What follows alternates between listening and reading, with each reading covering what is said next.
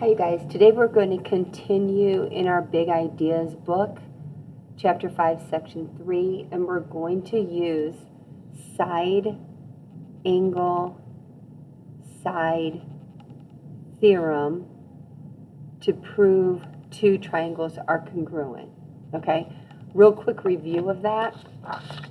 If I have two triangles and I want to prove they're congruent, I could use one pair of sides equal to each other, another pair of sides equal to each other, and then we use what's called the included angle between the two sides is equal, to the included angle of the other triangle.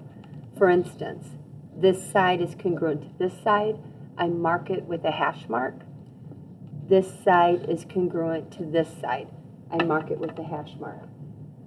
Now, the included angle is where if I highlight, I always tell kids to scriggle that side that's congruent to this side that's congruent, okay? Where the sides intersect each other is the vertex of that angle. This is the included angle. This is the included angle. So I have to prove that this angle is congruent to this angle. So I'm going to start and do this together. A pair of sides, a pair of angles, a pair of sides. Side, angle, included angle, side. Side, angle, side. If I can show that this pair is congruent, this pair is congruent, and this pair is congruent, then I could go ahead and state that the two triangles are congruent to each other because of the side angle side theorem. Okay? So that's what we're going to work on. That's the skinny of it. So here we go. Put your name on it. Let's rock and roll. Okay, first, when I see these hash marks, the hash mark is telling me that this length equals this length, or this segment is congruent to this segment. You could write either one. I'm good with both. If I'm going to say the lengths are equal, I say the endpoints from A to C. That length, I read that as length, is equal to, and I use the endpoints again, F to J. Why do I know that's true? It's given in the picture. The picture tells me so because of the hash marks. Then I look over here. Oops, guys, I forgot. Okay, I look over here and I've got two hash marks. So that means this length from C to B is equal to this length from F to D. So I name the endpoints again of the segment. And I say the length from C to B is equal to the length from F to D. Why do I know? It's given in the picture. Okay. Last thing, on the worksheet I gave you, I have marked that these two angles are congruent. Angle C is congruent to angle F. So I could say the measures are equal, or I just say the angles are congruent. Why do I know this is true? It's given in the picture. Now, I'm going to go ahead and highlight to show you what I mean again, okay? So if I take my pencil and I scriggle this side and this side, they meet here at the vertex F, so that's angle F. Angle F is the included angle, okay? I look at the other triangle, and I see I'm going to go ahead and scriggle my two sides. And I see it's angle C. That's my included angle. So I'm good. So I'm saying side angle side. I've got a side. I've got an angle. You don't have to write this. I'm doing this to help you see it. Side. Side, included angle, side. Side. And this matters later because we're not only going to use side angle side theorem. We're going to have other theorems that we use. Side, included angle, and here is a side. So these two triangles are congruent. So I'm going to start here. I'm going to say triangle A. I did ABC. A, B, C. Okay, is congruent to, it would have been easier to start with C. Okay, but we're going to start here where I have it. A to B to C. So this is on the 1 hash mark side. So I'm going to go F to D, J to D to F. Triangle symbol, J, D, F. If I would have started with C, let's start with C instead and go C, A, B. Watch how this is easier. C to A to B. I'm starting with the angles that are marked congruent, C. I'm going up the 1 hash mark side, A, B. C, A, B. And if you want to go underneath it, you can.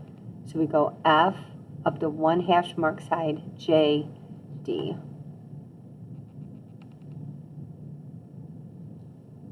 Okay?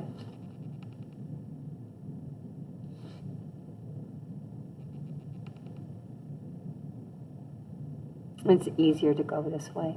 Both are correct. And why do I know this is true? Because of the side angle side theorem. That theorem in its entirety, which we did yesterday, says if two sides and the included angle of one triangle are congruent to two sides and the included angle of another triangle, then the two triangles are congruent to each other. Okay, yesterday we talked about this kind of stuff too. Okay, so I'm going to look at my picture. The only thing I see cool on this picture is my vertical angles. Okay, if you guys remember, vertical angles make an X and vertical angles are always congruent. Okay, so in this picture I can see this angle is congruent to this angle. And I know that because of vertical angles. Now, when I did angle C and angle F over here, I went angle C, angle F. I only have one angle at angle C. I only have one angle at angle F. But at angle M, I have many angles. I have more than one. Okay, so I cannot say just angle M. So I have to walk and talk the angle when I name it. So I'm going to say S. S is this point. S, M, R. That's angle SMR. And I could do the measures are equal, or this time I'm going to say the angles are congruent. Angle SMR is congruent. Walk it and talk it. P, M, Q.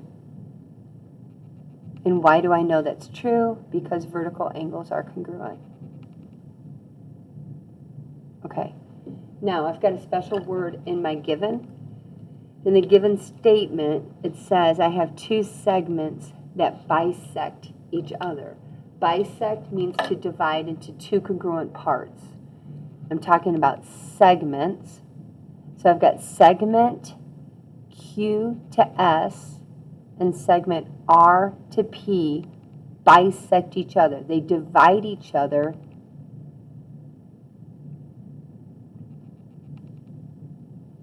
into two congruent, and we're talking about segments, so we're dividing into two congruent segments. That's what bisect means. That's the definition of the word. This word tells me this is true. So if segment SQ is bisecting segment RP, that means this segment equals this segment. So let's write that down. We write the endpoints from R to M equals the length from M to P. Okay, or we could say the segments are congruent, whichever way you want to do. I also know that segment RP bisects segment SQ, so this length equals this length. So I'm going to do the same thing. From S to M is equal to M to Q. I'm going to put the segments are congruent. I can say the lengths are equal, or I say the segments are congruent. Both are acceptable. The reason I know that is because of this special word. That word told me this. So I'm going to write bisect definition. The word bisect means that.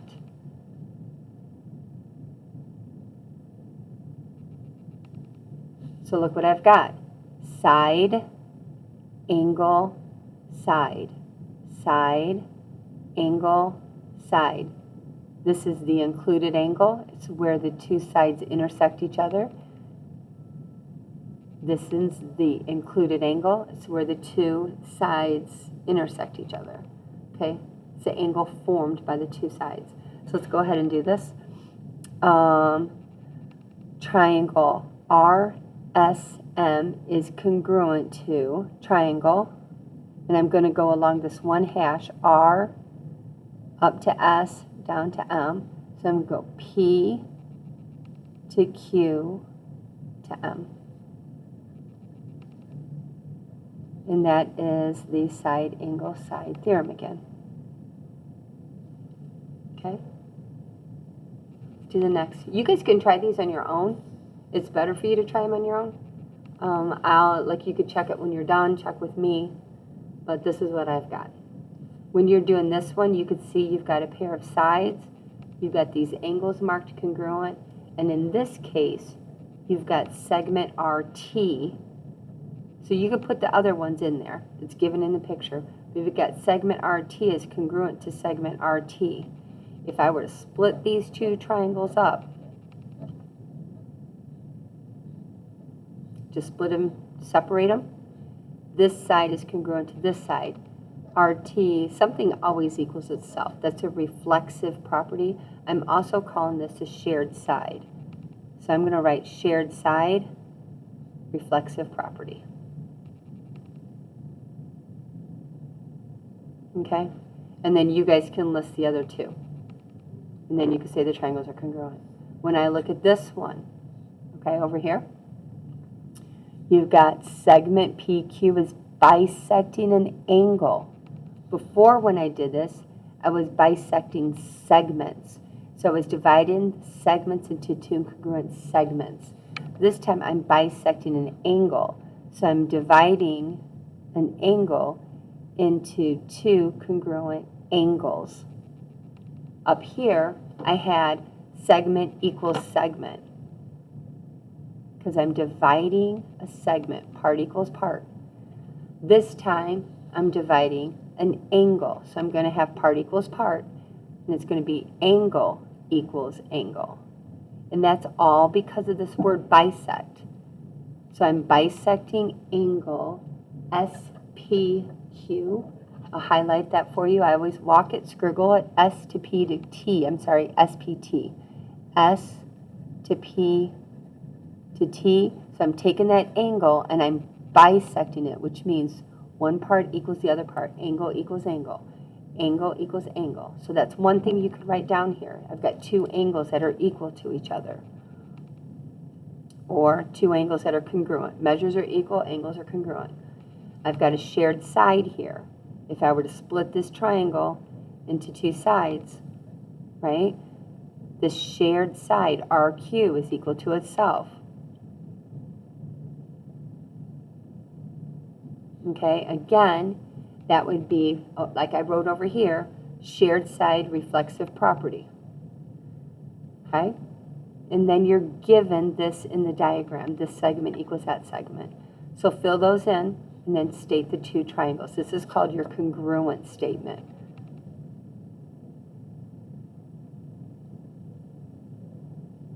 Okay? Down here on this one, you've got right angles. How many degrees is a right angle? This symbol means perpendicular. We reviewed this yesterday. Okay, perpendicular lines make right angles. Right angles are 90 degrees. So these are each 90. So you can write that down. That gives you a pair of congruent angles. You've got a pair of congruent sides. And then you've got this shared side. 1, 2, 3. And if you draw them again, you're going to see this is the included angle. So we're going side angle side. And last one, give you a nice one to finish up with, okay? One pair of sides congruent, one pair of sides congruent, and then you've got this included angle. this included angle. They're both 90 degrees because of the right angle or the perpendicular symbol. Okay, that goes you through this. Hope that helps you guys. Ask me if you need help, okay? Good luck.